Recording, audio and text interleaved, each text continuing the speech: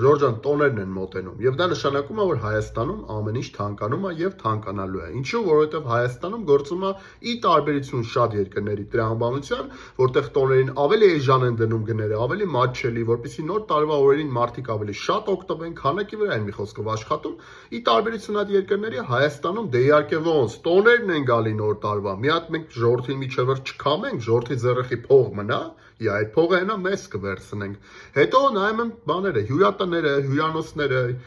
մարզերում, Երևանում, Ծաղկաձորում, նորմալ, նենց միջին հյուրանոցները սկսած 700,000 դրամից Ծաղկաձորում։ Միջև 1 միլիոն, 1 միլիոն 250,000, 1 միլիոն 6 օրվա համար 1 միլիոն 750,000։ Այս Ժորժն այդ փողով կգնան Դուբայ, Եգիպտոս կնշեն մարդիկ, հələ մի բան էլ փող կմնա տակը։ Հետո մենք ուզում ենք ինչ, մենք ուզում ենք որ մեր տնտեսությունը զարգանա, հեն այդ փողը տանում են այն տնտեսություններն են զարգացնում այդ երկրների։ Լավ, մի քիչ ավելի խիղճ, մի քիչ ավելի մոտեցում, պատասխանատվություն չկա։ Մենակ կառավարությունից ենք պահանջում, կառավարություն այս զսպի, այն զսպի, եթե մեր մտածելակերպն է տենց, միջև վերջ քամենք, միջև վերջ այն, մենք ինչ ենք ուզում կառավարությունից, լավ, մենք չենք ուզում մեր ժողովուրդը օգտվի, այդ փողը մեր մոտ մնա, այդ տնտեսությունը մեր զարգանա։